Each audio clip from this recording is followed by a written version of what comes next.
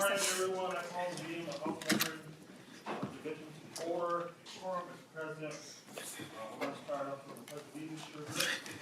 Please do. To the flag of the United States of America and to the republic for which it stands, one nation, under God, indivisible, with liberty and justice for all. Thank you, Chair Bliss. Approval of minutes, Vice Chair Hemmingson Yeager. Have you had a chance to look at the minutes? Yes, so move their approval. All those in favor of approving the minutes, say aye. Aye. Opposed? Motion carries. The minutes are approved.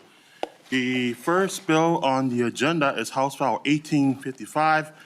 Members, I had a conversation with Chair Bliss last night. The original intention was to move this to the Judiciary Committee, but after having a conversation with Chair Bliss and members of the committee, we are going to lay over the bill. And it's my hope that Chair Bliss, you share with me that you have your word that you will work with the bill author to try to get this bill moving through committee. And so, welcome to committee, Representative Greenman, to your bill. Representative Feist. Thank you, Chair Zhang. I just had a procedural question. So I know that this bill is in the governor's budget, and I know that if it goes to judiciary, it would have to go back. And so I guess my question is for Chair Bliss.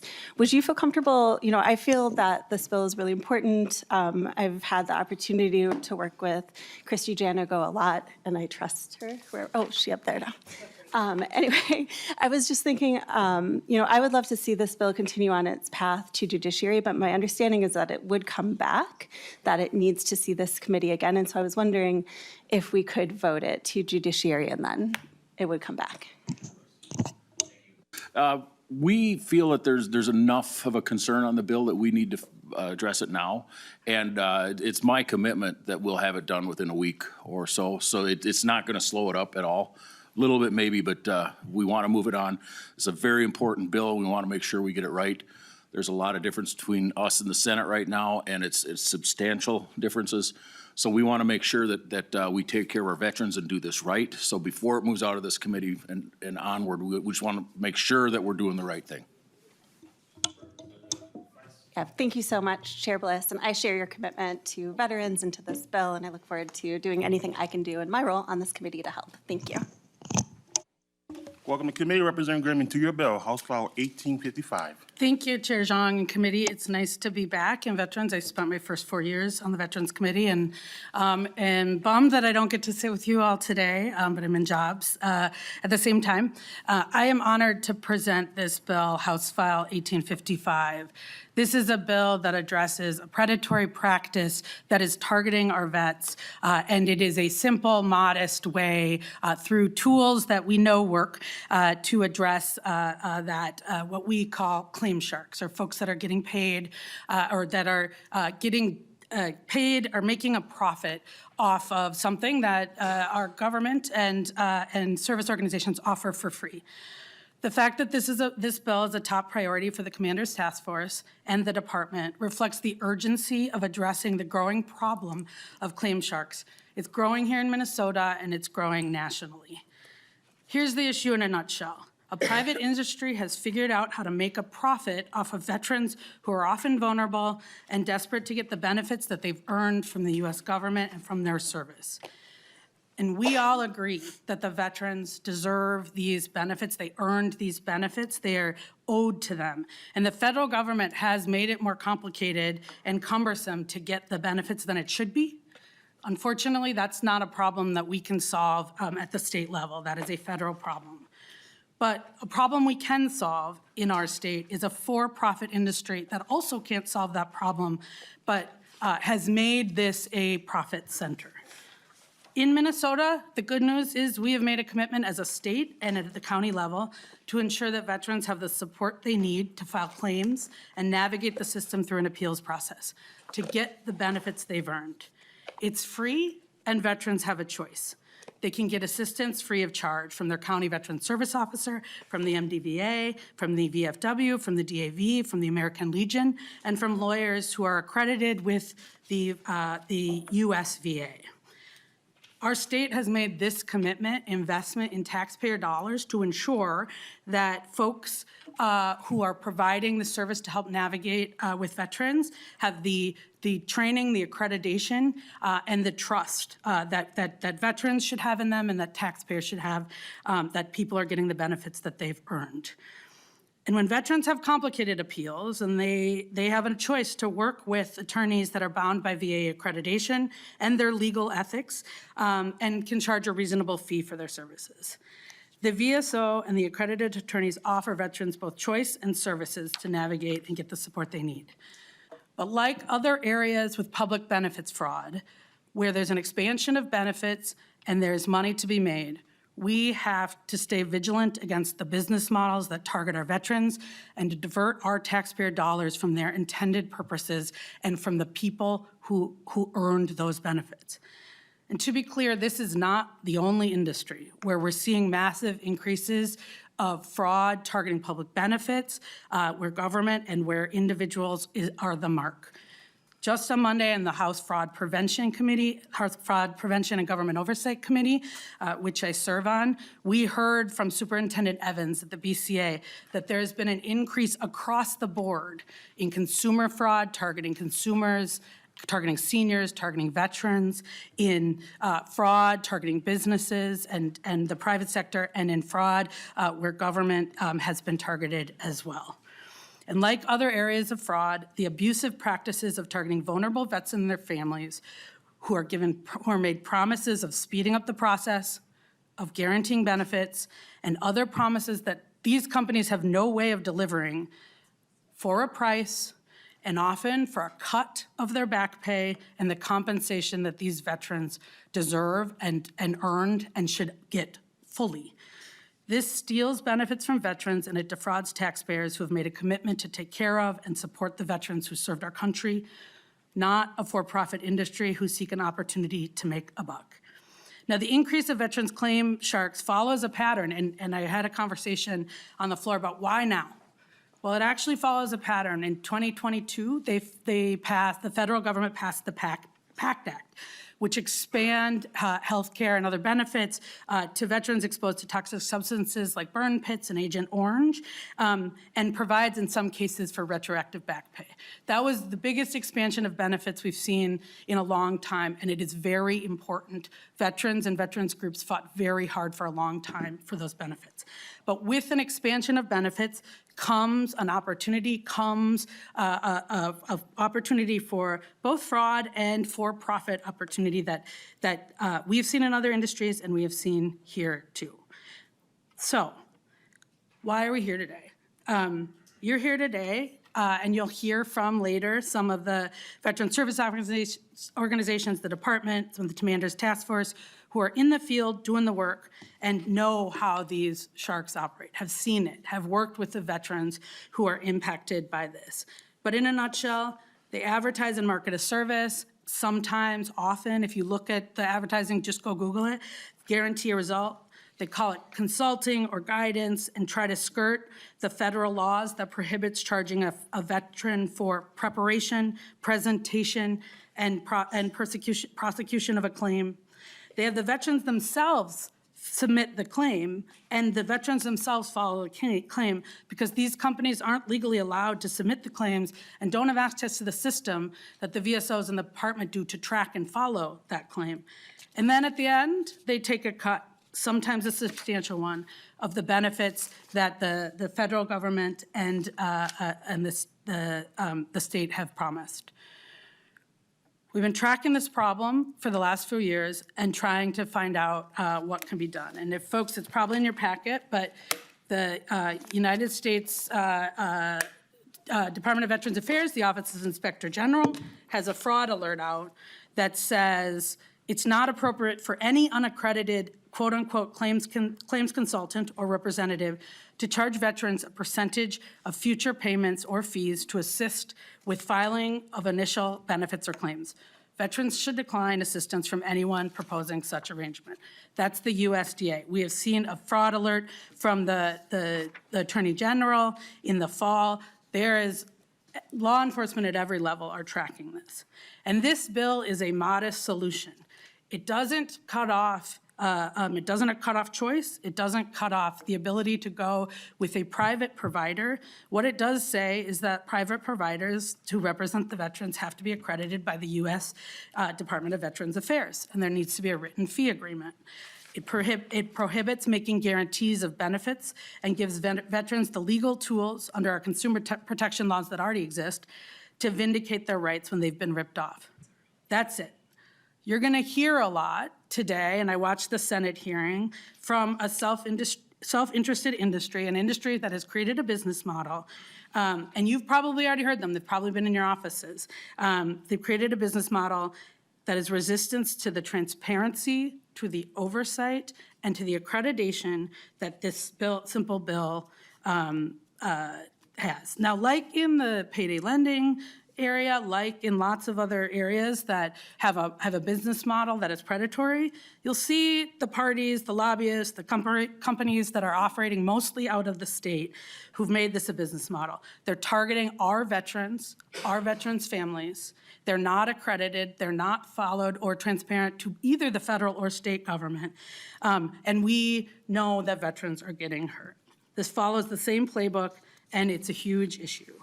So I just want to end, and I think we'll have a good discussion with something yesterday. In fact, I was meeting with, not related to this bill, Tom McKenna, who runs every third Saturday, which is a great organization. It's an organization that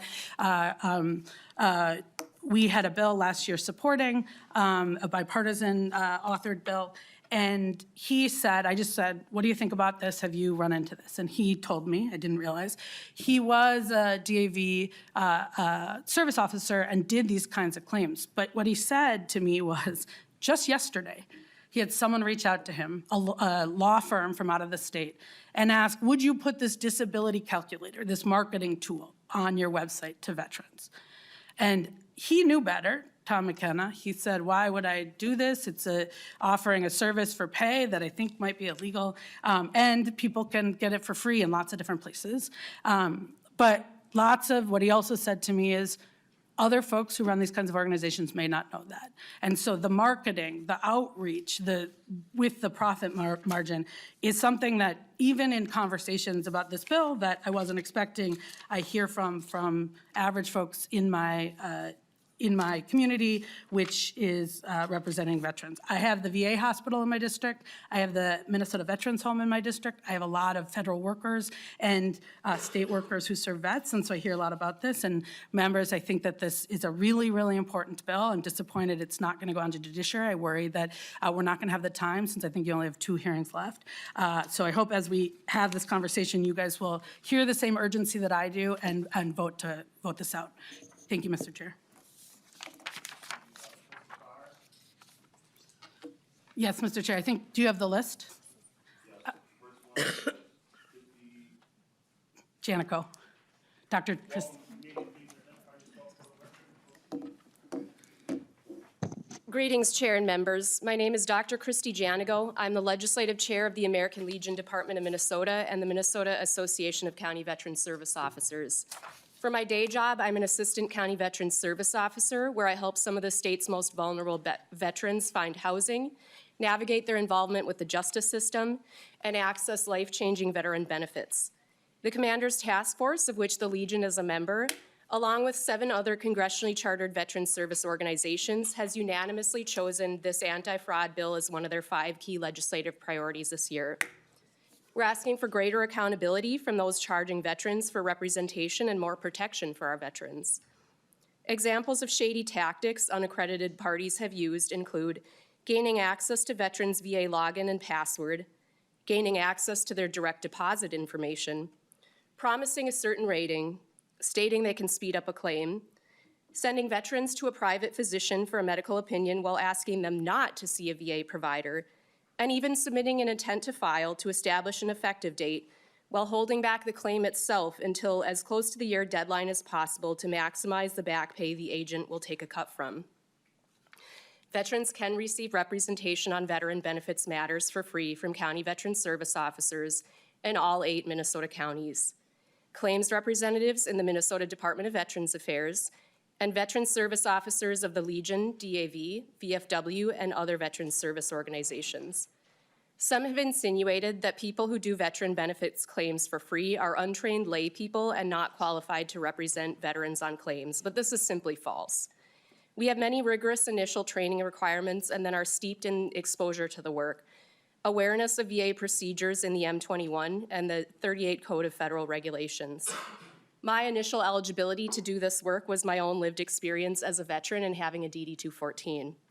I have 5 VA accreditations: the American Legion, Disabled American Veterans, Minnesota Department of Veterans Affairs, the National Association of County Veteran Service Officers, and the Veterans of Foreign Wars. Those of us who do this work at no cost to the veteran are not motivated by profits. It is a calling for many of us. You can find me on va.gov/OGC apps accreditation under a search of VSO representatives by my name. My work contact info is listed there, and my accreditation number is 53784. In this way, veterans can verify that I am legitimate on VA benefits matters. To be good at this job, you have to have a keen interest in people and their stories. Veteran stories are sacred to me. I retell them to the federal government in the form of a lot of paperwork in pursuit of life-changing benefits for veterans who are down on their luck in every way conceivable. I explain to others in shorthand that my job is keeping veterans alive, under roofs, and out of jail. And I'm not exaggerating. It is just the simple reality of assisting homeless and justice-involved veterans on their claims. I've also gotten increasingly involved in claims dealing with military sexual trauma, mental health claims with past suicide attempts or even current suicidal ideation, and claims for veterans who are experiencing cognitive decline due to age, traumatic brain injury, or other conditions. These types of claims take a high level of sensitivity, cultural competency, a trauma-informed mindset, kindness, and compassion. And not everyone can do that. I've gone some interesting places to work with veterans on their claims: the Union Gospel Mission Men's Shelter, the Hennepin County Jail, domestic violence shelters, short-term stay hotels, veterans' homes, the streets. Chair and members, I love this work. CVSOs walk with a veteran on the journey of their claim. We also help veterans in need apply for emergency funding through MDVA or VSO programs, such as the Minnesota Veterans and Family Assistance Fund with the American Legion Department of Minnesota. I do not just file a claim and walk away. I surround the veterans with supports for as long as they need it or until I have exhausted all available possibilities. I recognize that some veterans may choose to pay an attorney or a claims representative for a certain result, but what bothers me, Chair and members, are when vulnerable veterans sign up to pay these fees. I have worked with homeless veterans who had signed a contract with a private attorney.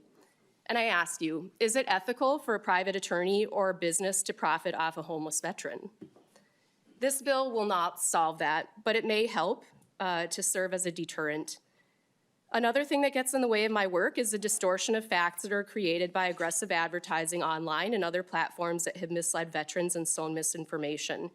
Just this weekend, I did a Google search about veterans' benefits, and when I scrolled Facebook afterwards, I saw 8 advertisements from parties seeking to charge me for assistance with my benefits, asking me if my rating was too low. And so there's no surprise that in this work, I've had to debunk misinformation claim sharks have perpetuated about the speed of claims, with veterans believing that an attorney or a private business could get them through it faster and to a 100% rating. That is unequivocally false. No matter who represents a veteran on federal benefits matters, it is not possible to speed up the VA or guarantee a 100% rating. I could say so much more, but thank you once again for hearing this bill.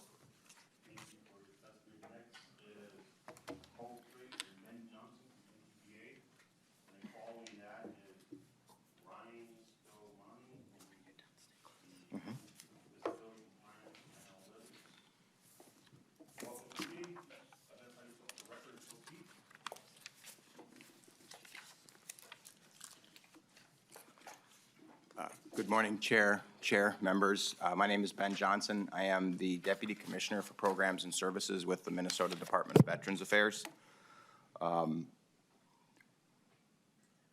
My testimony will be relatively brief, given the excellent presentation you've heard from Representative Greenman and Dr. Janigo. I simply want to state unequivocally that we support this bill in its current form, that the accreditation requirements that we have put in place, proposed in this legislation, are a significant barrier to some who would take advantage of veterans, but are not a significant barrier to those of us in the veteran service realm. There are a lot of pieces of misinformation about the number of veterans not being served in the state of Minnesota, but I can tell you that there are not significant wait lists for the filing of claims. There are not significant wait lists at the state level to get assistance in appeals, and there is not a dearth of expertise in state and local government. These veterans have earned these benefits. The state of Minnesota has a robust economy to serve veterans free of charge. I think the critical component here is that you'll hear there's only one accredited claims rep for every 900 veterans in the state of Minnesota. That's a false equivalency. There are nearly 300,000 veterans in the state of Minnesota, many of them with service-connected disabilities that have already been adjudicated that we in the state of Minnesota are supporting. They have earned these benefits, and through their taxes, they are paying our salaries. They shouldn't have to pay again to file a claim or to file an appeal. 87 counties, each one of them through state statute required to have a county veteran service officer. MDVA has claims representatives to assist these CVSOs in the development and submission of claims. We are accredited. We have gone through the process of the background check. We have gone through the process of training, and we continue to do the training required to keep that accreditation. We also have stood up in MDVA in the last 3 or 4 years a very robust training program, a CVSO training program staffed by former CVSOs working at the CVSO ranks to make sure that they understand the changes in law and the process by which you could secure an appeal that you can then proceed up the chain. The initial claim filing, it's clear. You cannot charge a fee to file a claim. And as Representative Greenman eloquently stated, this misrepresentation that they're not actually filing the claim on the behalf of the benefits, on behalf of the veteran. They're having the veteran file that claim. They're just simply assisting with the development of it. And these folks are very clear in the language that they use to avoid breaking federal law, or not avoid breaking federal law, and simply just break the law and say, no, it's not. We weren't actually submitting the claim on their behalf or developing that. We were simply assisting them. They're the ones who pushed the button to submit it. Our biggest concern, I think, is that once that happens and this group of companies receive their cut of the benefit that should rightly go to the veteran, they're done with them. And that veteran is left without any additional assistance. And the state of Minnesota has made a commitment to that veteran from discharge to death, that we have resources available to them, that we continue to walk with them through their journey, whether it be finding something like additional educational opportunities, helping them pursue higher education or housing. Those homeless veterans that Dr. Janigo referenced, those folks are not the responsibility of these for-profit companies. They are the responsibility of us in the state of Minnesota. And you have entrusted us. You have made, the legislature has made a significant investment in the state of Minnesota to help us support veterans that are seeking the benefits that they have earned. That is our primary mission. We don't receive any additional benefit. If we're able to help a veteran receive a retroactive benefit through an appeals process, $100,000, 10 years of unidentified or misidentified claims, a benefit that goes back to that veteran, we take not one penny. We take pride in taking not one penny. And the CVSOs that are in this room and the veteran service organizations that are in this room that work through this process as well, they take pride in that. They're not asking for anything back. I think if you are interested in free services, the state is full of 401c3 and 501c3 nonprofits that are willing to help veterans with no fees attached. The accreditation process here, you'll hear that it's impossible, that we're preventing choice. I would say that that's wrong, that the choice is there, and that in every county in the state of Minnesota, in every legion or VFW in the state of Minnesota, there is a resource available. And you don't have to be a member of the VFW or the Legion or the DAV. You don't have to be a member to get help on processing a claim or asking that question. We are always available to assist. I've gone longer than I intended to. I think most sincerely consider this bill as a way to continue to support veterans, keep them in their homes, keep the benefits that they have earned in their pockets and out of the pockets of those who would take advantage of them. Happy to answer any questions, and I appreciate the time. Thank you for your testimony. Next is Ryan Skilmanini. Are you here? Yes, Chair, thank you. My name is Welcome to Ryan committee. Scalmanini. Identify yourself for record and proceed. My name is Ryan Scalmanini. Proceed. Thank you, Chair. Thank you, Chair. I am the Director of VA Disability Compliance and Analytics for Veteran Benefits Guide. And VBG is a private company that assists veterans in navigating the complex VA disability claims process. I am also a U.S. Coast Guard veteran, and I previously worked at the VA as a rating veteran service representative, where my job was to determine the disability ratings of veterans. I have reviewed thousands, made thousands more of decisions, second signed and trained hundreds of other raters, and quality reviewed thousands more rating decisions. I would also like to thank the chair and members of this committee for providing me this opportunity to share both my perspective and VBG's perspective. And I am testifying today in opposition of HS 1855. While well-intended, this bill would severely and unfairly limit choices that veterans have in seeking assistance with their disability claims. Instead of only targeting bad actors, it would make it prohibitive for veterans to get advice or assistance from any private services, including honorable companies like VBG. We believe that veterans need more help in getting the benefits they earn from their service, not more limitations on their options. And I want to be clear that VBG fully supports legislation that would establish strict guardrails to protect veterans, including disclosure requirements, fee caps, privacy protections, and other measures to block out bad actors. We would be eager to work with the committee on legislation that establishes such guardrails while allowing veterans to continue using private services. Proponents of 1855 intentionally and inaccurately insinuate that organizations such as ours choose not to be accredited, and that is false. VBG would welcome the opportunity to become accredited, and we support federal legislation that would resolve this issue by providing a pathway for accreditation, allowing VBG and other good actors to come under the oversight of the VA. But under 14.627, that is not possible currently. I also want to emphasize that VBG operates in compliance with federal law. We provide specially trained case managers to guide veterans through the claims process, but we do not act as a veteran's agent or representative as defined by federal law, and we do not present any before the VA. And so despite their best efforts, as you've heard before, VSOs, which are intended to represent veterans in this process, do not have enough resources to keep up with the demand, as county and other VSOs have testified many times in front of Congress. In fact, more than 70% of our clients have already tried navigating this process with VSOs, and they were either denied their full benefits or felt the process was taking too long. And I urge the committee to reject 1855 and protect the right of Minnesota veterans to get the help that they need. I'm also available to answer any questions, provide any clarity. Thank you. Thank you. Thank you for your testimony. Next is Stephen Whitehead. Welcome to committee. Please identify yourself for the record and proceed. Mr. Chairman, fellow representatives, thank you for giving me the opportunity to come before you. My name is Stephen Whitehead. I am currently the Department Adjutant for the Disabled American Veterans, but I'm also a past National Commander for the Disabled American Veterans, where we represented up to 1 million members in our organization. The DAV is one of several veteran service organizations that is proud of the service that we provide our veterans.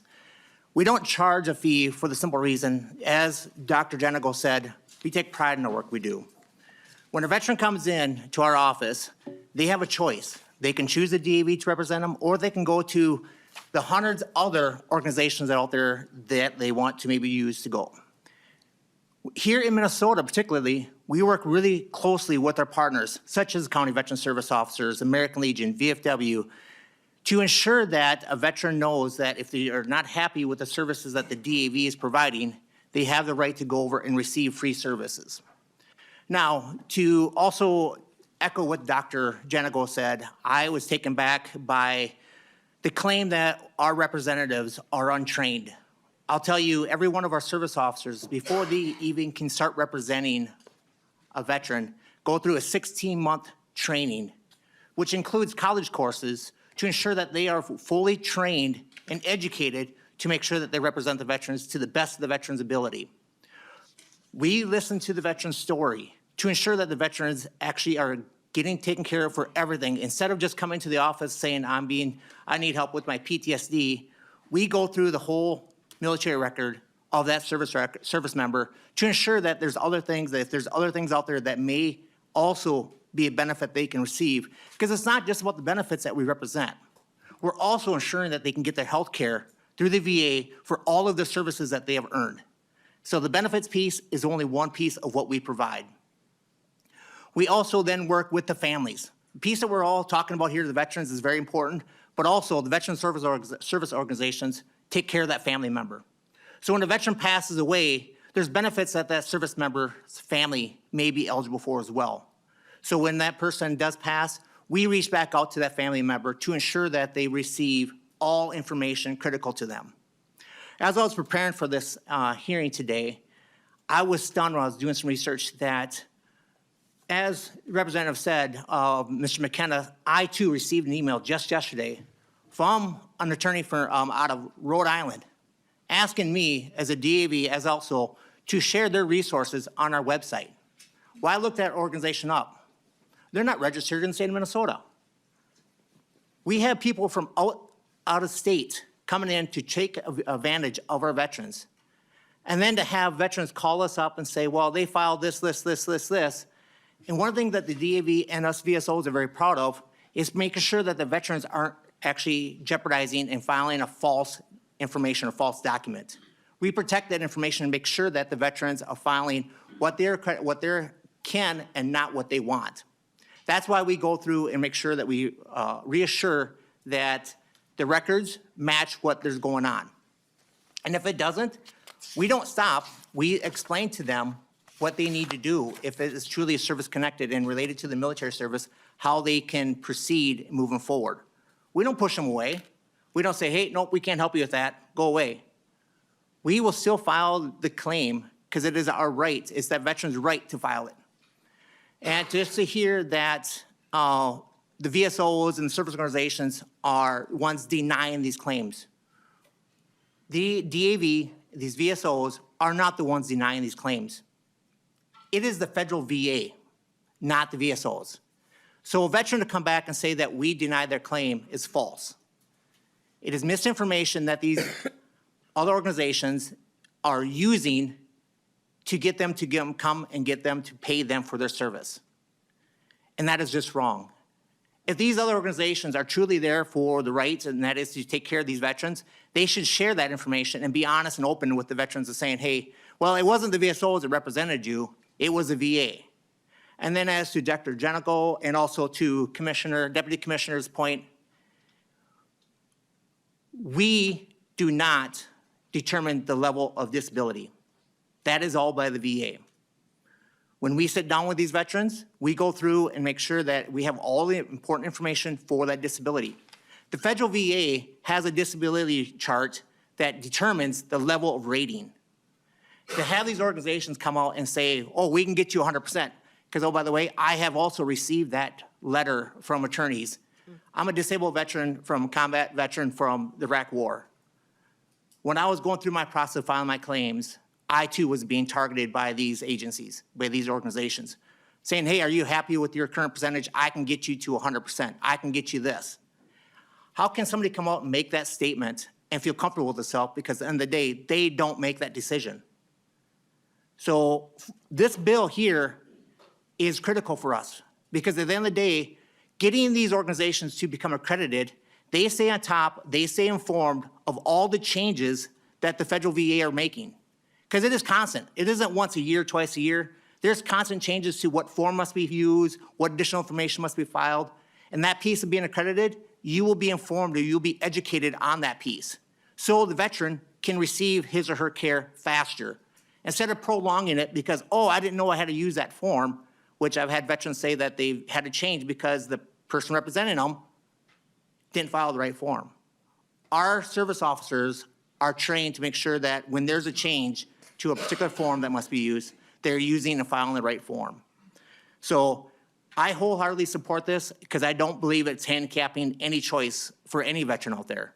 It is ensuring if that veteran so chooses to go to an attorney, that they're also getting an attorney that will be accredited and actually be able to represent that person fairly and equally across the board. That completes my testimony. If there's any questions, I'll be happy to answer them.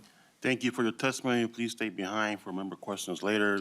That's to all the testifiers. Next is Barry Henriksen and John Gone from VFW. Welcome to the committee. Please state your name for the record and proceed with your testimony. Thank you, Chair, Committee. My name is Barry Henriksen, the State of Minnesota Veterans of Foreign Wars Adjutant Quartermaster. Not only is this a top priority for the Veterans of Foreign Wars and the Commander's Task Force, it is also a top priority nationally. And as of now, 9 other states have already passed legislation, anti-claim shark laws that prohibit charging veterans for initial claims assistance. Washington, Iowa, Michigan, New York, Illinois, Nevada, New Jersey, Maine, and Massachusetts. The VFW is concerned that bad actors are preying on veterans by skimming their earned Department of Veterans Affairs benefits. Claim sharks often charge veterans the equivalent of 5 to 10 months of their future disability payments. This is money these veterans may not have, which could put them in debt simply for trying to access their benefits. We have over 28,000 veterans of the VFW members here in Minnesota, but as has been testified, the VFW Claims Office helps all veterans. And I have with me today our expert, our claims director, John Gone.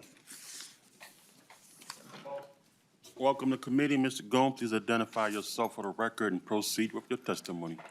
My name is John Gone, Jon-Gohn. I am the director for the Veterans of Foreign Wars Claims Office here in Minnesota and the Departmental Service Officer. Contextually, I have over 20 years of experience in this. And I haven't seen anything like this in the 20 years that I've been here. This is a VFW statement not only from our department, but also from the Commander-in-Chief of the VFW. Predatory claim shark companies are engaging in illegal activities, and there is no gray area here, no matter how much money they want to throw at it. For more than a century, the VFW has been in the forefront of advocating for veterans and their earned benefits. In the last fiscal year alone, more than 593,000 veterans received more than $14.6 billion in benefits from the VA through the diligence and professionalism of the VFW's global network of VA-accredited service officers. Not a penny of this $14.6 billion went to line the pockets of the VFW. It all went to veterans, as the law requires. Here in Minnesota, we were able to obtain $660 million in benefits for Minnesota veterans and their dependents. My 5-person office currently represents 34,000 veterans and dependents in the state of Minnesota. They all get the same attention and diligence as anyone. The VFW has been a vocal opponent of predatory claim sharks, companies who charge veterans illegal fees for subpar VA benefit claims assistance. Make no mistake, the proliferation of the illicit organizations is a threat not only to the VFW's cornerstone of our National Veteran Service Program, but an even greater threat to the VA benefit system as we know it. Since their emergence, the VFW has ratcheted up the pressure on these companies by passing legislation to crack down on their practices at the state levels. We're working to help veterans bring litigation against them. We've trained over 2,300 VFW accredited service officers on how to handle this. Now these claim sharks are trying to normalize and legitimize their financial exploitation of our nation's disabled veterans. They even name VSOs like the VFW as their threats. And while we should be flattered that they recognize the threat we pose, now is the time to decisively defeat this scourge.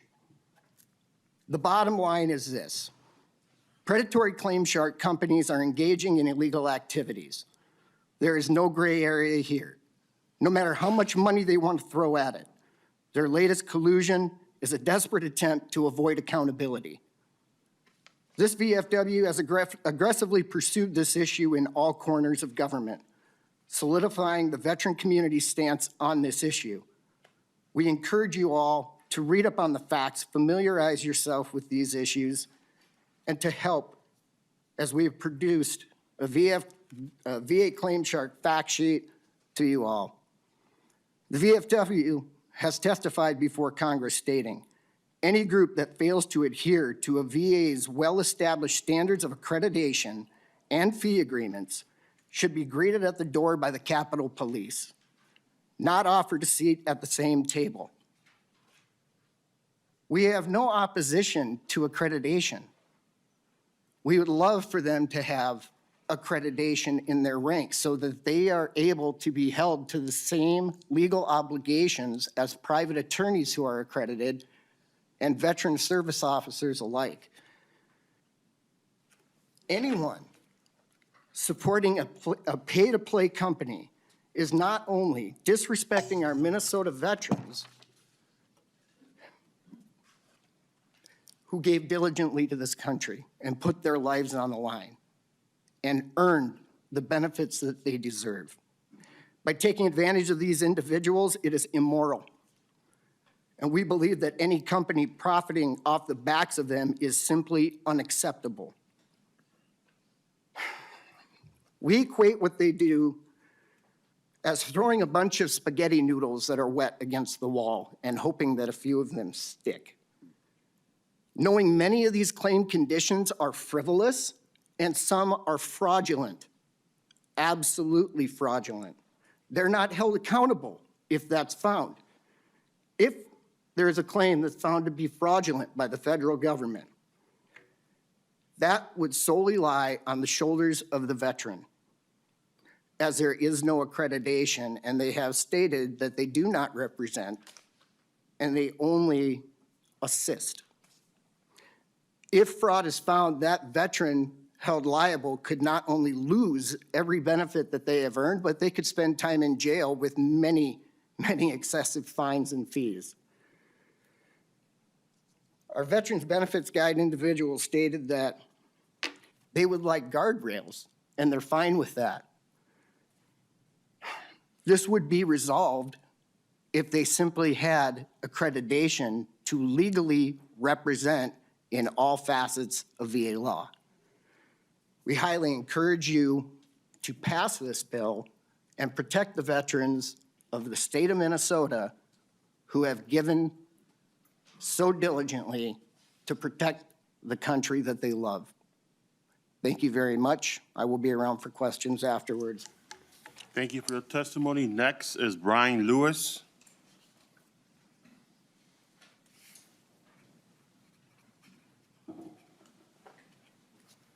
Welcome to the committee. Please identify yourself for the record and proceed with your testimony. Thank you, Mr. Chair. My name is Brian Lewis. I'm a VA accredited attorney in private practice in the Twin Cities area. I come today to oppose this bill as currently drafted. I hold exactly one accreditation with the VA. My accreditation number is 41828, and that is all I need in addition to my law license to practice in front of the federal VA and assist veterans with their benefits. Whether you have one accreditation number or 4 or 5, all you need is one. Additional numbers make no difference. While some unlicensed and untrained laypersons are what we call VSOs, may make a statement that they have all these extra numbers. They really make no difference. Similarly, on the Senate side, there was testimony that their training consisted of 2 trip classes that would take, or a trip class that would take about 2 days to complete. Today, you heard that there was a 16-month course with some college classes. Let's think about what we really want veterans getting help with when we trust their claims to some college classes. Every attorney in this room has completed an undergraduate degree and a graduate degree in law. We're trained to apply the law to the facts. Yet, these unlicensed and untrained laypersons say they can do it with some nebulous courses and some college courses. That should set off alarm bells in the mind of every person on this committee. Next, as I stated in my written testimony, there are significant problems with this bill. Everybody here says they want to get rid of claim sharks, and that's a laudable goal. As I said, as my firm said in our testimony, we support everybody that helps veterans apply for VA benefits should be accredited. The problem of companies not being able to receive accreditation is a congressional one. It's not going to be solved in this room. But this bill, as it is currently drafted, sweeps up licensed and accredited attorneys in its nets. And yet, what we've heard today is essentially that's what it was designed to do. Everybody, matter of fact, I believe it was the last person who testified said something along the lines of any company profiting off the back of veterans is immoral. As private attorneys in practice, we have to charge a fee for our work. It's real simple. Our landlords do not care that we are helping veterans or not helping veterans. They want to see money every month for their office space. And I think a lot of people on this committee understand that fact. The landlord wants to get paid for our office space each and every month. How we do that is up to us. So that means when a veteran comes in the door, we have to charge a fee. Of course, if the committee doesn't want us charging a fee, you know, perhaps there's a way to subsidize that, giving us some of the same block grants that these unlicensed and untrained layperson organizations get every month, or every year, I should say. That's an option too. But what this bill does right here is tell me, an accredited attorney, that that I'm required to sign a fee agreement with my veteran clients, even though it's not required under federal law, federal regulation, or even under the Minnesota State Bar's ethics rules. There are limited circumstances in this state under the State Bar's professional conduct rules where I have to have a retainer agreement. This bill seeks to add one more. Why? Let's just be honest, let's call out the elephant in the room. The bill as drafted is protectionist. It seeks to knock out people who have to charge a fee to help veterans get benefits. It wants to knock lawyers out of the game. And to be clear, I haven't taken a Minnesota client since 2017, a Minnesota veteran client since 2017 to help them fight for their benefits because of previous legislation this committee passed. Back then, it was called House File 1209. It's now codified at MnStat 197.6091. It's the law that this bill seeks to amend. I cannot ethically make the statement that unlicensed and untrained laypersons can provide the same service I can to help veterans get their benefits. Simply put, it's not true. And if I make that statement, if I hand a potential client that disclosure form, I can lose my law license because I have an ethical duty to my client or my potential client to be truthful with them. End of story.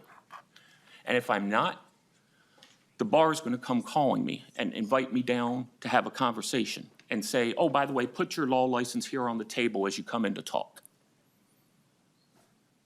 So the problem in this bill could be easily solved.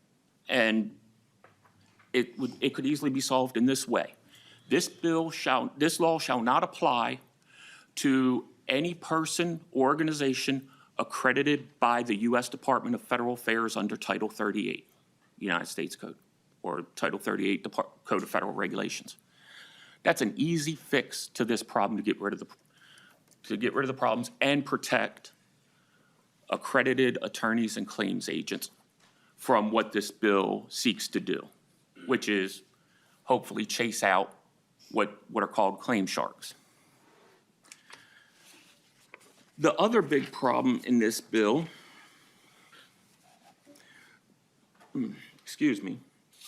is in subdivision 3A, parent B, down at the bottom of page 2 of the bill. A person who refers in exchange for compensation a veteran or family member of a veteran to a provider of veterans benefit services must be accredited by the Secretary of the U.S. Department of Veterans Affairs under Title 38. Here's the problem with that. My partner, who was scheduled to testify today, but he wasn't able to make it, practices a lot of family law. And there's a lot of family law attorneys in this state who aren't accredited. Matter of fact, one of them just retired from the Minnesota National Guard as a 2-star general.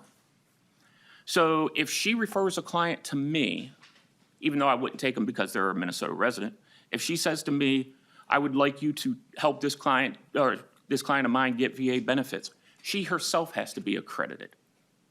That's what this bill says. So why would she make a referral to me if she's accredited? And if she's not accredited, then there's civil penalties to me and to her. Can anybody really think about the wisdom of that one? So, there's been a lot of talk about guarantee of benefits. We're over on page 3 of the bill. Must not guarantee either directly or by implication that a person's able to receive specific federal, states, or county veterans benefits of any specific level, percentage, or amount. There is a active attorney on this panel, and she knows that part of what clients pay attorneys for is to listen to their situation, bounce their facts off of the law, and make a guess as to what should happen, why it should happen, and what their end result should be. This bill seeks to hobble my ability to practice. It hobbles my ability to tell a potential client, okay, you were rated at this, I've looked over your documents, I think you should be at this. Because that's what 38 CFR Part 4 seems to say. Mr. Lewis, if you try to be brief, we have Yes. several other testifiers too. Thank you. Yes, sir. So those are just 2 specific problems, and there's much others. But in conclusion, what the bill shows is that licensed and accredited attorneys weren't at the table when this bill was drafted, and it shows. I would urge this committee to vote down this anti-veteran piece of legislation for the moment, give accredited attorneys a seat at the table, and come back with a stronger piece of legislation that seeks to do what everybody said it's supposed to do, and that is to get a control over the claim sharks that are at this table. Also, why I think of it, they've said there's been a lot of testimony about what's happening and why, yet the department hasn't offered any specific numbers, no specific count of how these things are happening.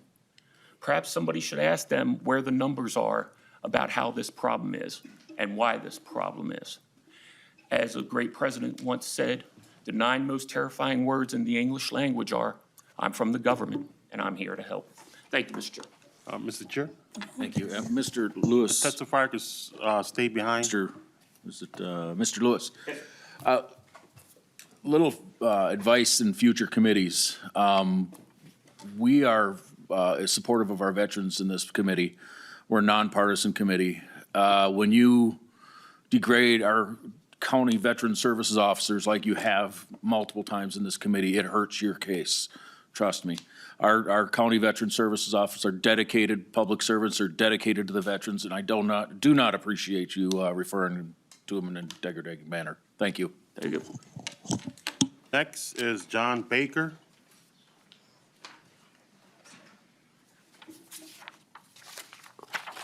Welcome to the committee. Please identify yourself for the record and proceed with your testimony.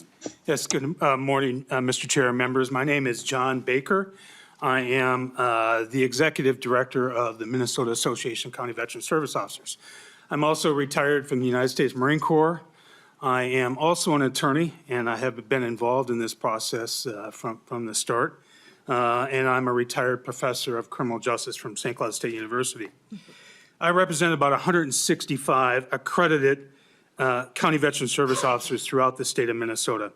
So there is at least one CVSO in all 87 counties in the state. Many counties have more than one CVSO. Our CVSOs are all accredited through the federal VA Office of General Counsel.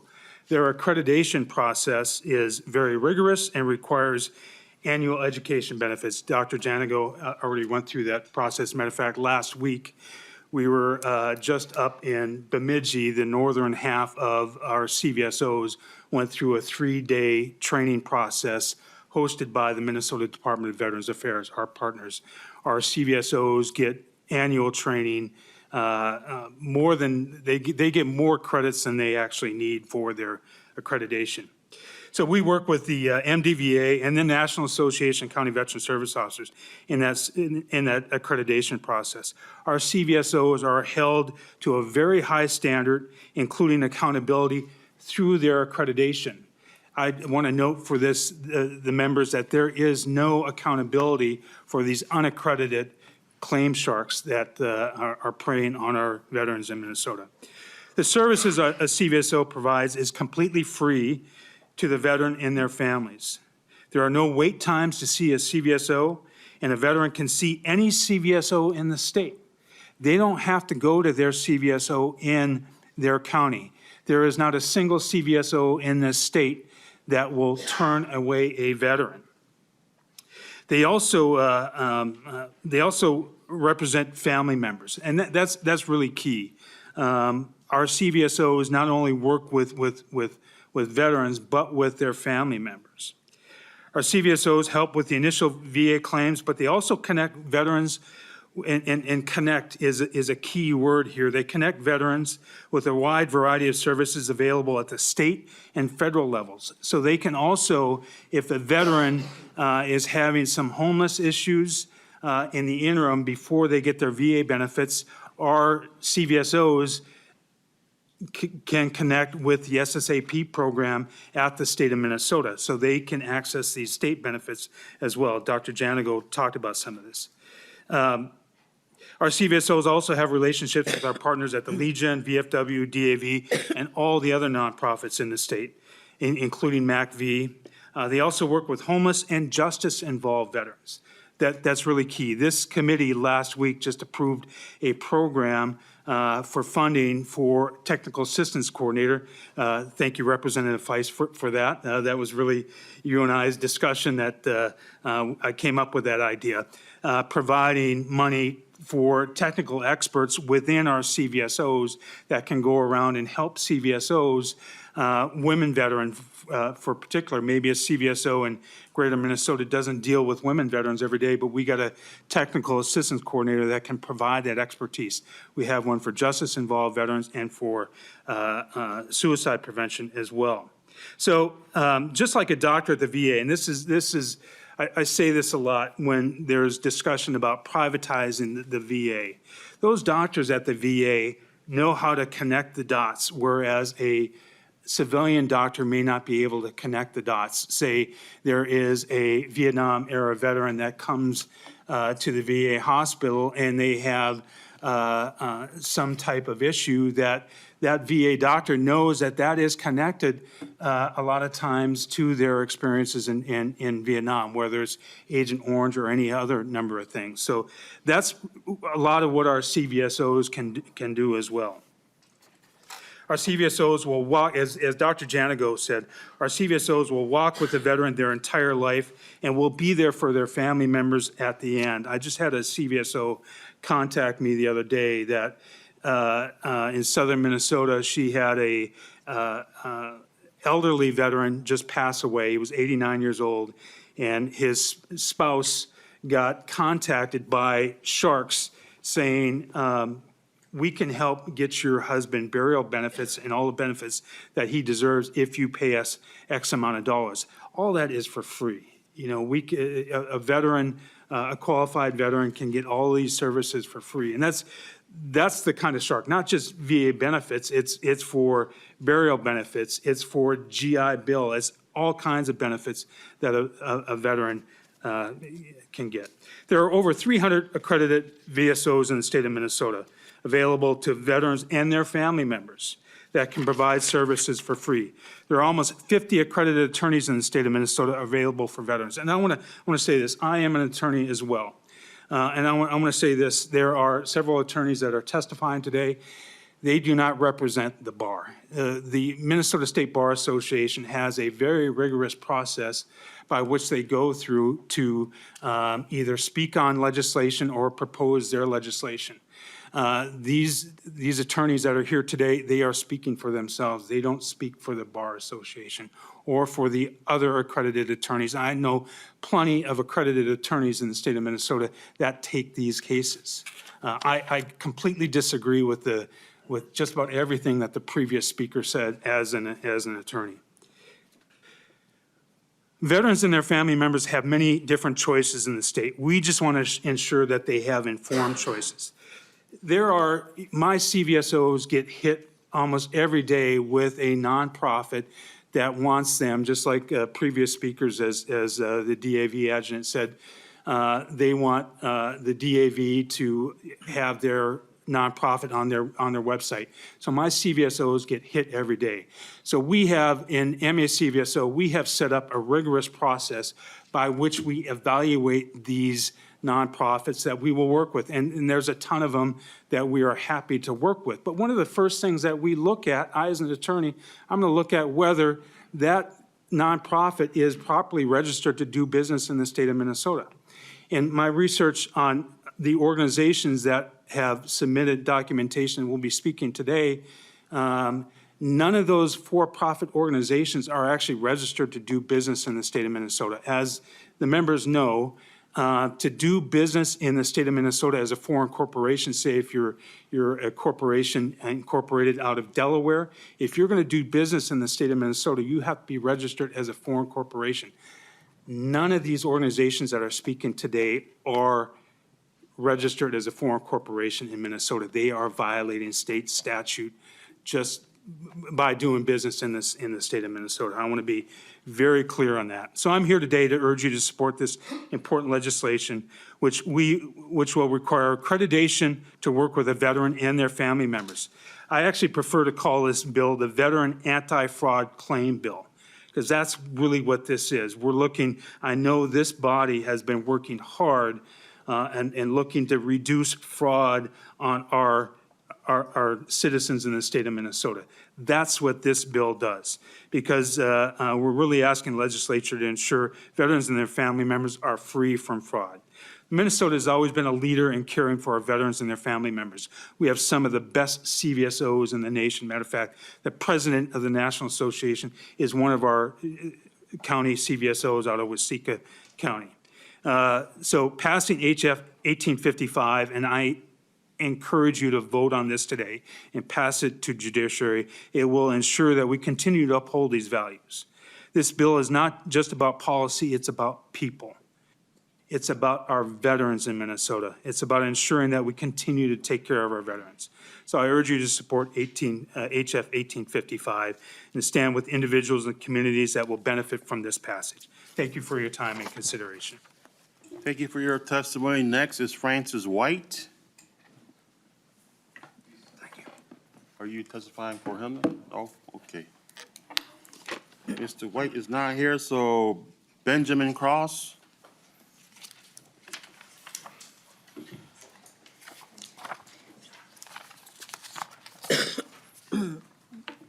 Welcome to the committee. Please identify yourself for the record and proceed with your testimony.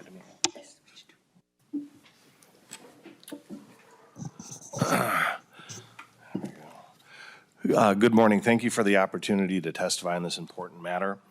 My name is Benjamin Krause. I am chair of United Veterans Leadership Council, which is a Minnesota-based nonprofit that was founded in 1968. working on in a bipartisan manner to support the needs of veterans in Minnesota.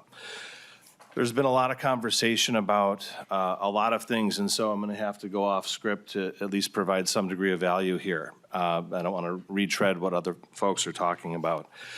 So I'm going to bring up 3 points that haven't been addressed. First, there are laws that already exist that address what this is attempting to do. They've existed since at least starting in 1931. What is being complained of with claim sharks, which of course, I want to be clear, UVLC does not support. I, as a VA accredited attorney, do not support that. We don't support veterans who are being defrauded of benefits. It's important, it's also required. I'm VA accredited. If I were to support that type of thing, I would likely have problems with my own VA accreditation. On the side of that, we just don't agree with it. We think it's a bad practice. So in that context, I would turn your attention to MnStat 481.02. That is the unauthorized practice of law in Minnesota. It is well covered underneath the judiciary branch, and it's against the law. It's a misdemeanor. And if you combine that with the disclosure law that already exists from 2017, advertising that is inconsistent with the law is already punishable of up to $1,000 a day per fine or per occurrence per day. Additionally, with unauthorized practice of law, that covers basically consulting services that are providing legal services and filling out legal documents. If you've looked at any kind of document for a veteran where they're filling out a claim, it is, if you provide an inaccurate statement, it is punishable under a penalty of perjury and a number of other examples of crimes that could be broken at the federal level. So these are legal documents. So if you wanted to ratchet down on what is called claim sharks, unauthorized practice of law should be maybe the first place to look. Additionally, the disclosure law addresses a large amount of the legal issues with respect to unscrupulous advertising that could be also deemed fraudulent. So a little bit of background. Again, my name is Ben. I'm a Minnesota-based attorney. I went to the University of Minnesota Law School, graduated magna cum laude there.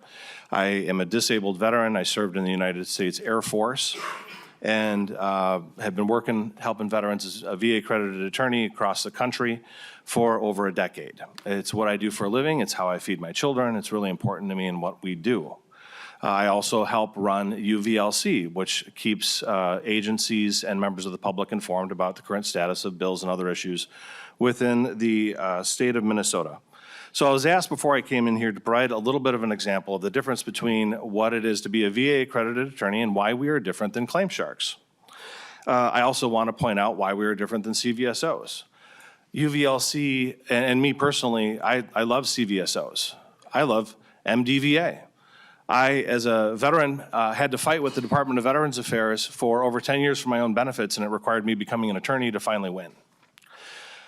Through that process, I was represented by multiple VSOs and CVSOs. I'm very familiar with the work that they do.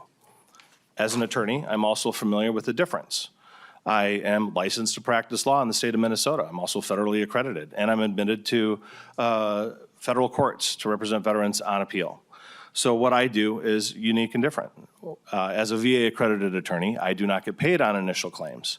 The Department of Veterans Affairs federally, as well as U.S. Congress, has created an entire legal framework that governs exactly what we do. It's very clear that it is very well regulated. Just want to point that out. But from my perspective, I think that, you know, what is claim sharks needs to be developed. It needs to be analyzed. The law as written doesn't address what's going on here in Minnesota. I've already talked to the Senate side about it. The law as it's written actually pulls in VA accredited attorneys, which is inappropriate. It may result in litigation sooner than later. That needs to be addressed. It's inappropriate for the state of Minnesota to require VA accredited attorneys to force veterans to sign a disclaimer for the legal services that we are lawfully able to provide as officers of the court and through VA accreditation to veterans, where we have to force the veteran to acknowledge the services that they're about to pay us to do, they can get from a CVSO.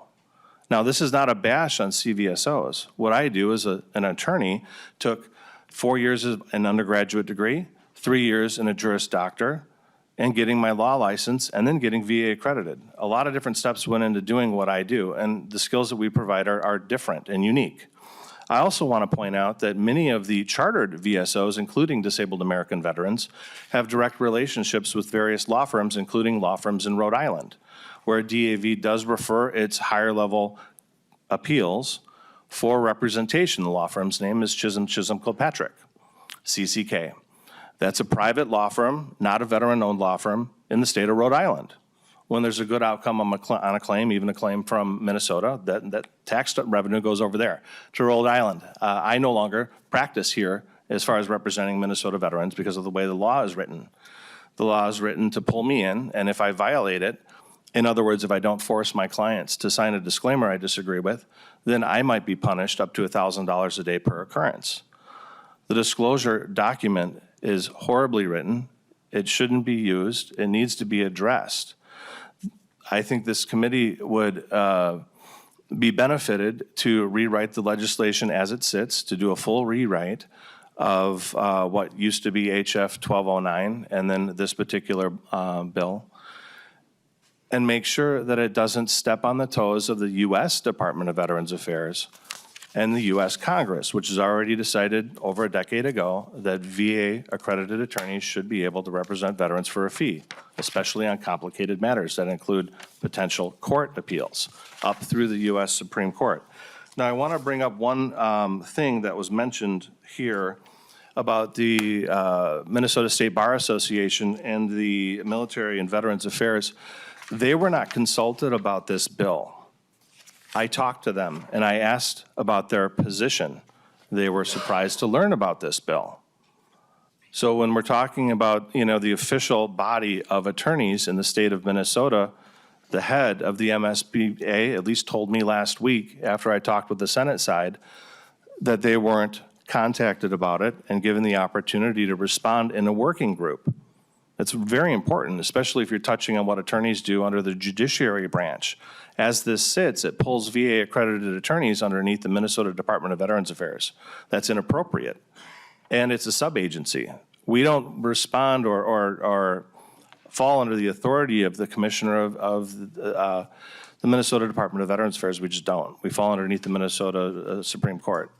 So as it's written, it needs to be rewritten, the entire statute. We need to protect veterans. It's important. UVLC believes it's important. I believe it's important. We should protect veterans. I called around yesterday and did a survey of the almost the 10 largest CVSO offices in the state that are responsible for 173,000 veterans, according to MDVA numbers.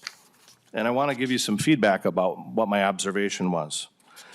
The 5 counties that I called where I couldn't reach a live human that used auto dialers included Hennepin County, Ramsey County, Washington County, Carver County, and Stearns County. At least from my brief interaction with the phone, it appeared that I could not reach a live human. Now, there were 5 other counties that did have live staff that picked up the phone: Dakota, Anoka, Wright, Scott, St. Louis. When I asked them and told them what I'm doing, they chuckled a little bit that their offices were the ones that happened to pick up the phone. I'm happy that at least 5 of the counties that I called picked up.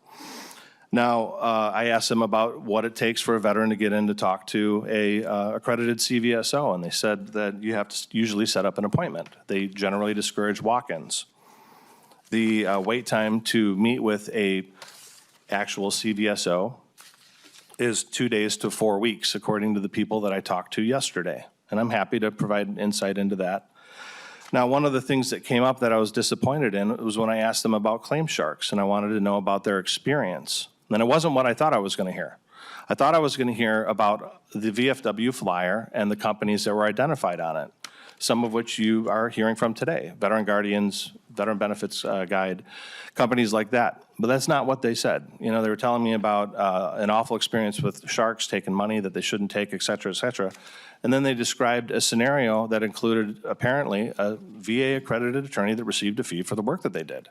And in their office, that was a claim shark. When I asked them about Veteran Guardians or any experience similar to that, she seemed confused about what a unaccredited consulting company was. Now, that doesn't mean that's the consensus. It was just one conversation I happened to have with somebody at one time.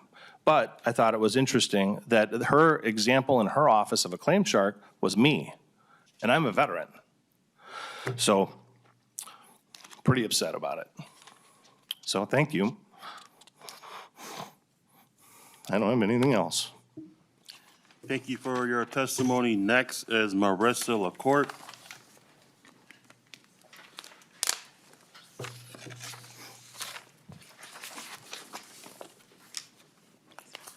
Welcome to the committee. Please identify yourself for the record and proceed with your testimony. Thank you. My name is Marissa LaCourte, and I am a County Veteran Service Officer for Goodhue County, which is located in Red Wing, Minnesota. I am a fully accredited service officer holding 5 accreditations, one with the National Association of County Veteran Service Officers, one with the Minnesota Department of Veterans Affairs, one with the American Legion, one with the Disabled American Veterans, and last but not least, Veterans of Foreign Wars. My OGC number is 51628. I served 6 years in the world's finest Navy, and I am a disabled veteran. Claim sharks have been preying on our Minnesota veterans during the most vulnerable times in their lives. These unethical firms target veterans who are at their most desperate and make false promises to that veteran by saying they can expedite a claim where I am unable to. This is false. With my accreditations, I actually hold more power. I have the ability to message, monitor, track a claim through the whole process. I am also free of charge. Veteran benefits are earned benefits at the price of our bodies. These benefits are not a quick buck for a predatory law firm to make a profit off of our sacrifice. These predatory practices need to be addressed, and these firms should be ashamed of this type of behavior. I worked with an 87-year-old man. His wife was recently put into a memory care facility. That memory care facility was $15,000 a month. I did what's called a non-service connected pension. This is specifically to help wartime veterans that are in need of financial assistance. I did every single piece of processing paper. I expedited the claim. He was approached while sitting with his wife in this care facility by a firm, and they promised him if he paid $2,000, the claim would be processed by the end of the month. The claim was processed 14 days later. It was approved. That agency took his check for $2,000, cashed it. They didn't even process the power of attorney, but they had no intention of refunding that man his money, even though they did nothing for him. Claim sharks are famous for filing frivolous claims that bog down the system, which makes every single veteran wait longer for their earned benefits.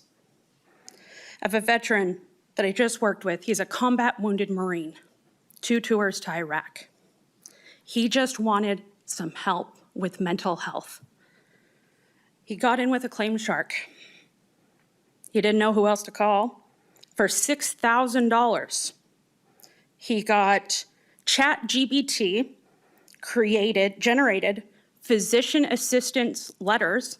This physician assistant had never met the veteran. She was from another state. She didn't even have access to his medical records. For $6,000. They filed a claim for 38 conditions, most of which we call this pyramiding. By that means, easiest way for me to describe this to this committee would be like if you have anxiety, instead of claiming anxiety, they claim things like insomnia, irritability. Each one is an individual line item.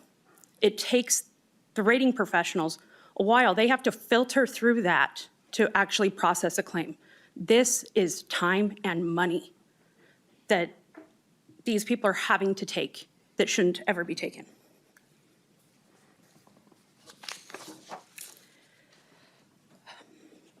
This practice is, as my colleague John Gone specified, they throw a whole bunch of spaghetti noodles at the wall and just pray something sticks.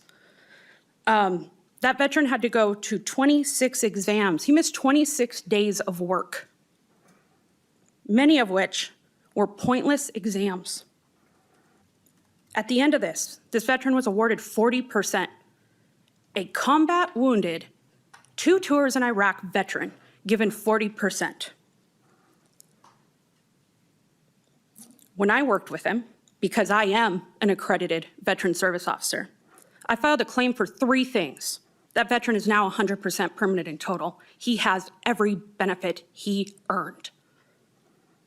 I have multiple veterans that have been calling me in my county, in little itty bitty Red Wing, Minnesota.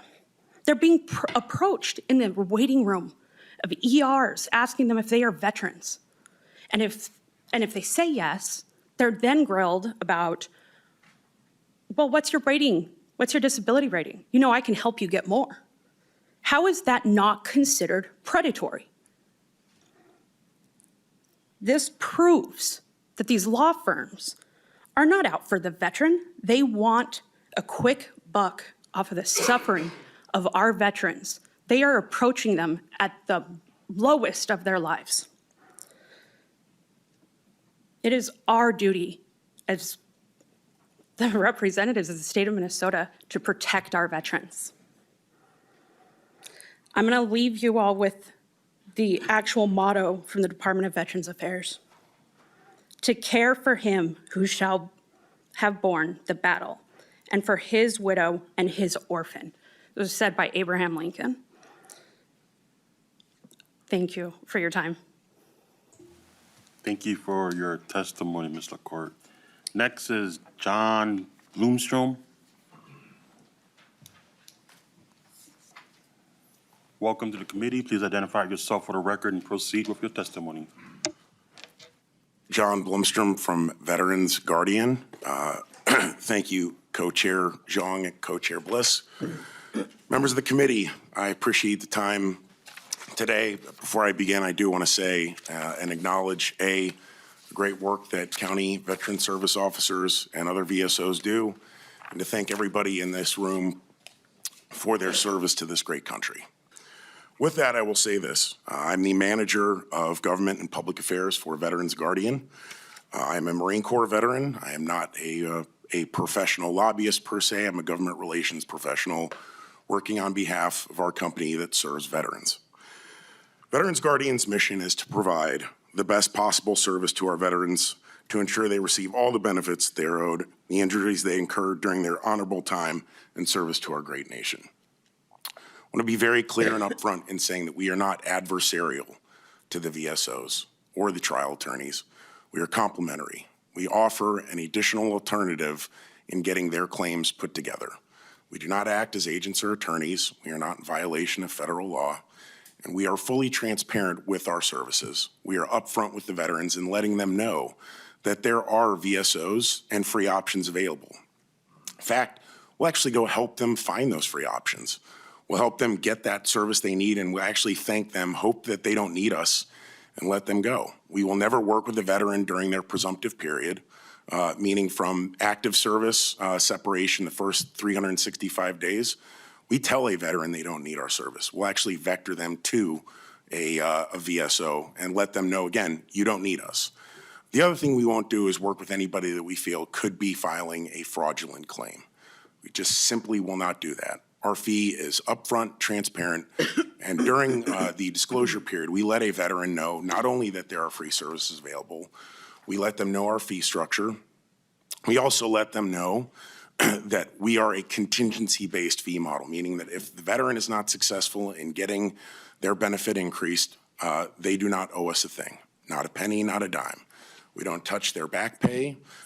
Again, we don't have access to their C-file, their financials, e-benefits, everything that they have, and everything that they pay us is completely voluntary. If a veteran decides not to compensate us for the work that we've done, we simply archive their file, wish them well, and send them on their way. We don't contact them with a creditor or debt collector. We don't charge interest, and our fee, again, is nominal. So again, it's contingency based upon a successful outcome. We don't have access to, again, their VBMS. And again, upfront, we fully support the protections that this bill offers, but accreditation right now is not possible for organizations like ours. At the congressional level, federal level, we are working with a bipartisan group of members of Congress in both the House Veterans Affairs and Senate Veterans Affairs committees to pass consumer protection legislation that would open a pathway to accreditation for organizations like ours. So we're not sitting here saying we don't want to become accredited. We're fully open to becoming accredited. Right now, there is no mode for us to become accredited. And again, we are fully aware, fully open, and happy to become accredited, to have these discussions. My ask for the committee today would be to table this so that we can sit down and put together a common sense piece of legislation that lets a veteran continue to choose how they get their VA disability benefits done, but does so in a manner that also puts guardrails in place. We firmly believe that veterans should be protected in this space, firmly believe that the bad actors that exist in this space should be regulated out. And as one of the actors that is moral and ethical, our company, again, is staffed by 300 very caring and highly trained individuals who work through this process with the veteran, which, again, is incongruous and is consistently inconsistent. We're with the veteran every step of the way. And for us, it doesn't stop at the claim being submitted. For us, we get them through the whole system and make sure that they're okay during that process. So again, my ask today would be, let's table this. Let's put together some really good common sense consumer protection legislation, keep a veteran's options in the state of Minnesota open, and again, make sure that we're protecting these veterans who've done so much for this country and who've served. Thank you for your time today, and I welcome any questions. Thank you, Mr. Bloomstrom. Next is Ross LaCourte.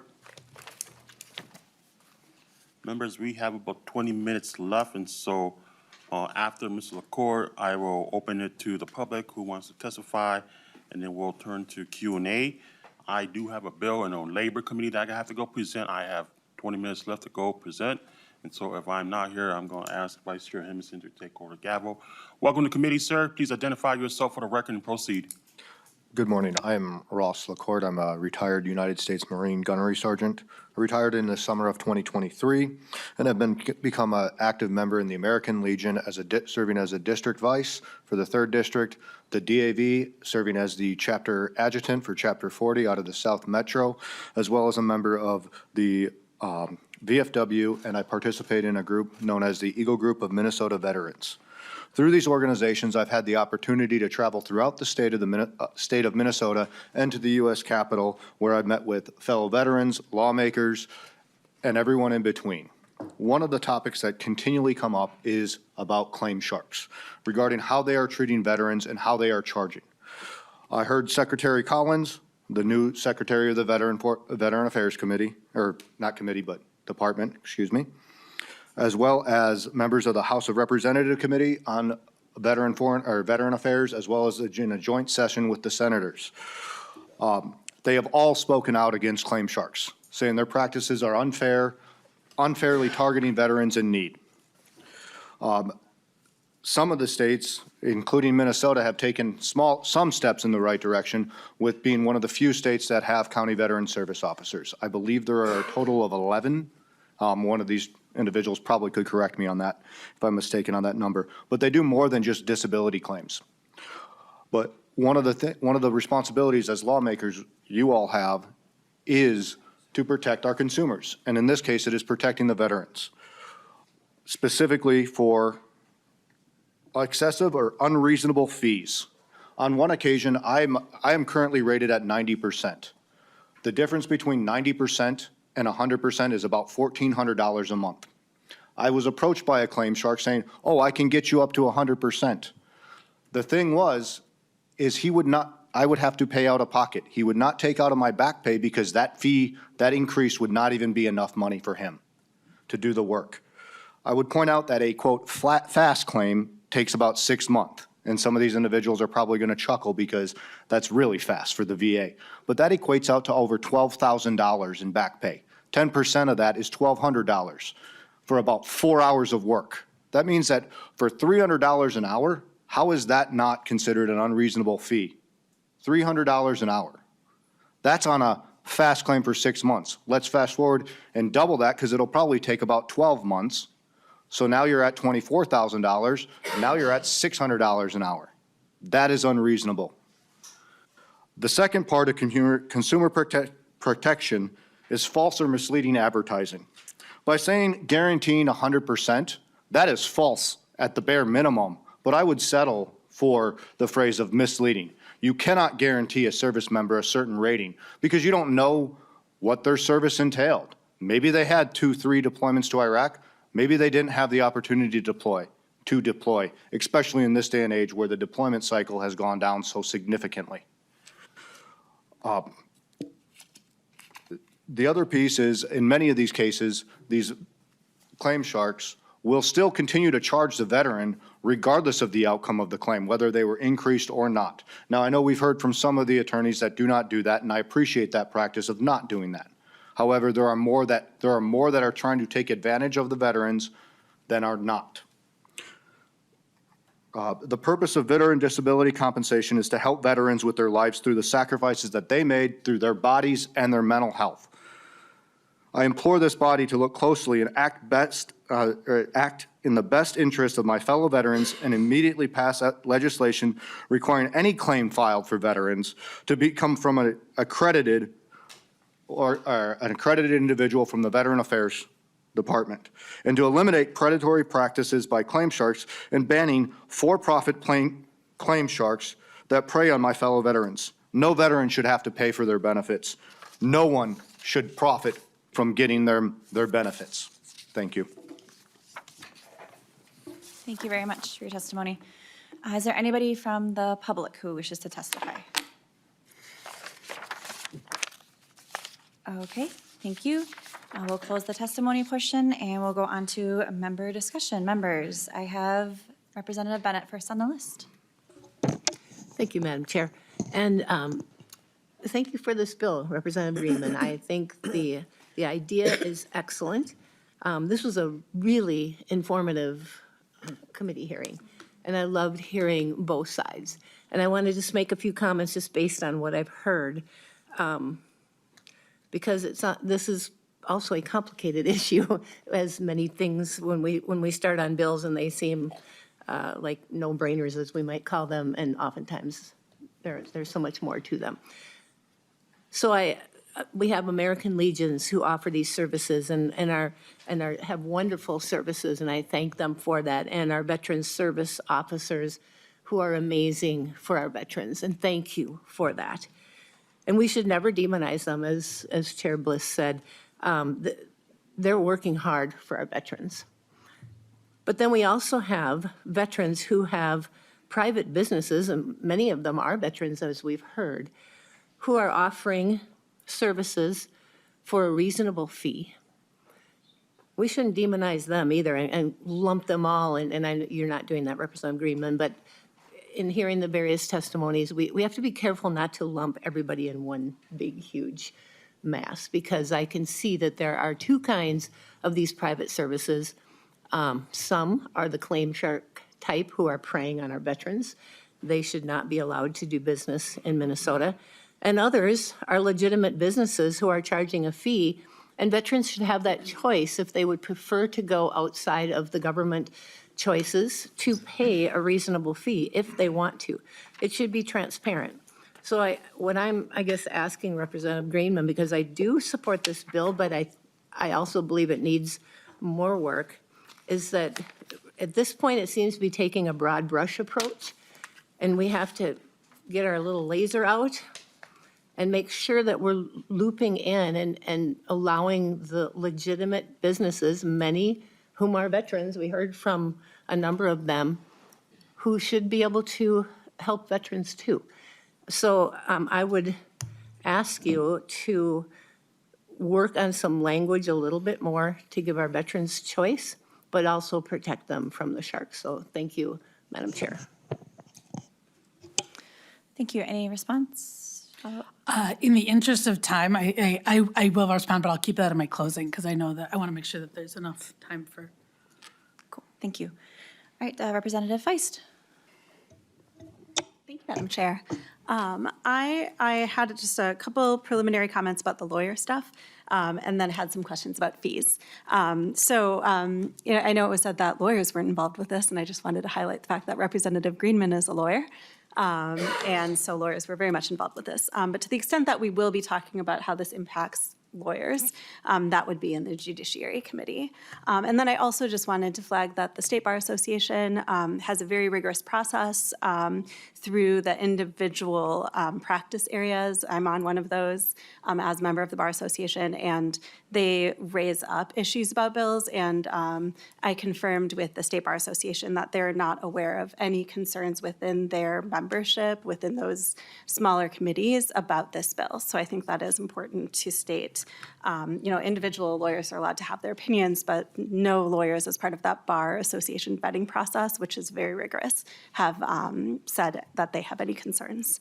And then I also just wanted to talk about the fee process because, Mr. LaCourte highlighted one example of someone charging, $300 an hour for what they did. I think another really great example from Ms. LaCourte at Goodhue County, talking about this claim shark charging $6,000 for medical opinions generated by ChatGPT. And then that veteran got he was awarded 40%, and so they charged $6,000 for putting him through a lot of exams that apparently really weren't productive. And so Mr. Blomstrom talked about, that they have a contingency fee model, and that model is based on a successful outcome. And I guess they would consider this a successful outcome for which they deserve to be paid. And he talked about sort of the moral and ethical approach to their fee structures. And I was looking at what is defined as a reasonable fee in the federal regulations that are incorporated here. And, they're reasonable. Like, I have my own law firm. Like, I have ethical rules about charging reasonable fees. And I believe, as a business owner, there are, a lot of good businesses, and I'm sure that some of these organizations are moral and ethical and responsible and providing a service for a reasonable fee. And the goal here is to figure out, what do we do about this clearly very pervasive business practice around these fee structures? And so I was wondering if Mr. Blomstrom could maybe talk about what he considers a reasonable fee and why that isn't clearly defined. It seems to me like a moral and ethical service provider would be really happy to comply with this federal law that's incorporated here. And I'm just curious how they set their fees, that was kind of an amorphous question, but that's my question for the service providers if they'd like to answer. Okay, we can bring forward, yes, Mr. Blomstrom?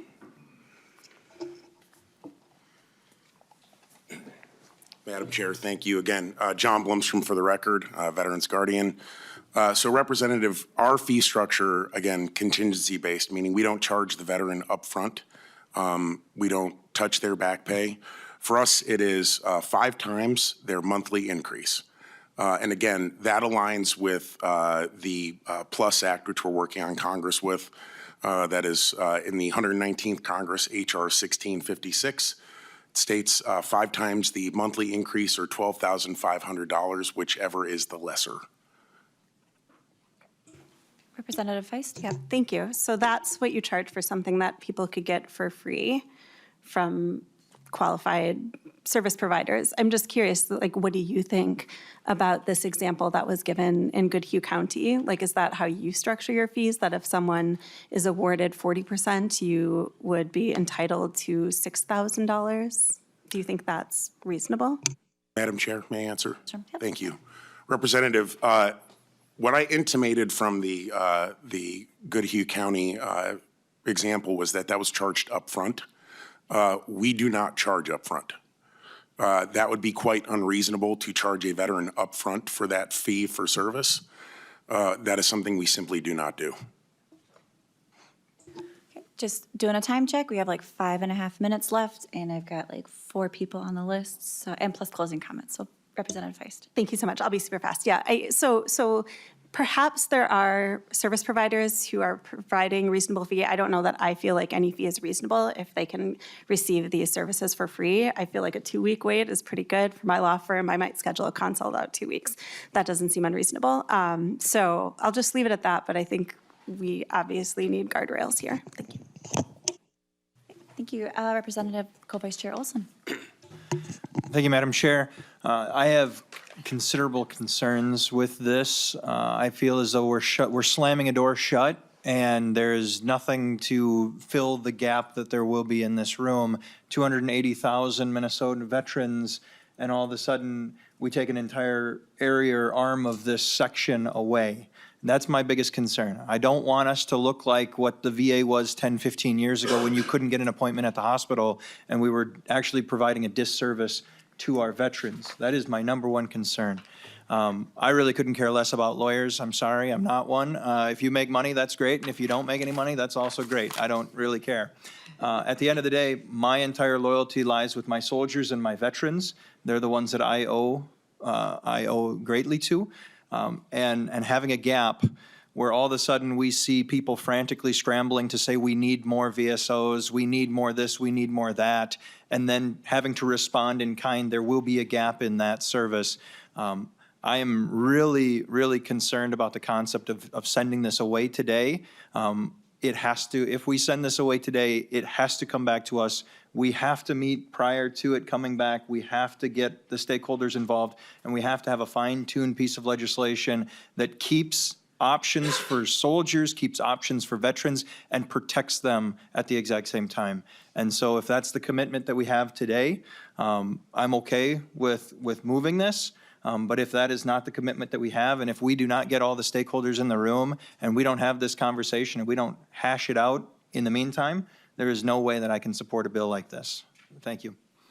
Representative Greenman, For closing? any response, or do you want to hold it? I mean, I think as I told the both co-chairs, we're working on this bill. What I will say is, Representative Olson, is the good news is what I heard from both our today and also when I checked after our conversation on the floor is that because Minnesota is not like other states, we have made a significant investment at the county and the state level to ensuring that there are people who can support, and you heard all of the various choices folks have, Veterans County Service Officers, the service organizations, accredited attorneys, of which I think there's 50 or 60 in Minnesota. And so what I heard from Hennepin County, which has the highest rate, is 1 to 3 days to have a conversation and get that going. And to me, 1 to 3 days, I don't have any idea if these organizations who can't actually fill out a claim for you or can't submit and track your claim, if they can call you back within longer than 1 to 3 days. But I think getting that service is really important. And so we should continue to talk about it. There were 2 issues raised, both an issue of lawyers who I heard were both accredited. That is one issue that seems very different than the issue of the folks who are not accredited and maybe bumping up against the federal prohibition around charging for preparing, presenting, or persecuting any claim. Those are 2 issues. We should talk about both of them. Judiciary is the right place to talk about that. And this bill, I will come back here because I think it's also in the governor's policy budget, and I think it'll move through this committee. Thank you. All right, Representative Durand, you got like 20 seconds. I'll make it quick then. Thank you, Madam Chair. I'm going to actually echo a lot of what Rep. Olson said. He actually took a lot of the stuff out of my mouth here, which is, there's a little bit of concern for me because the fact that we're shutting down things. I'm probably one of the very few people in this room that have actually filed a report and claims for my own self and actually was successful at it. That was after multiple attempts as well, and then multiple attempts from the VSO before. I'm very, very close with my VSO inside my county. We are very close friends. We go on shooting trips. Hands down, he's a very good individual, okay? But to do this sort of legislation is, it's a concern of mine. I know that he gets bogged down. I know that there's a lot of people that have issues in other counties that may not be able to get the services that we are, or that are offered as fast. There are some veterans that just don't work with VSOs. They just don't. Let's be honest when it comes to that. So giving people more options is something that we should actually stick with, and cutting back on those options is something that we shouldn't do. We should hammer the people that are taking advantage of our veterans. Hands down, I'm with you guys, 100%, right? Representative Duran, I'm so sorry, we gotta get going. Could you wrap up your comments, please? So, when it comes down to it, this type of legislation does need some work on it. I'm happy to throw a hand in as well to make sure we're all coming out with a good bipartisan bill that affects everybody the same. So I hope we can work on this bill. Thank you. Thank you.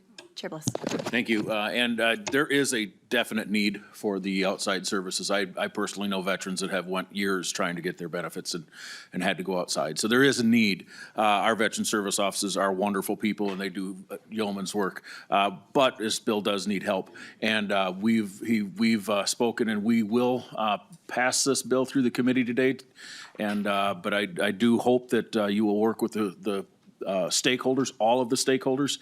And with that, Madam Chair, I would make a motion that this bill be re-referred to judiciary. All right, so motion to refer this to judiciary. All those in favor say aye. Aye.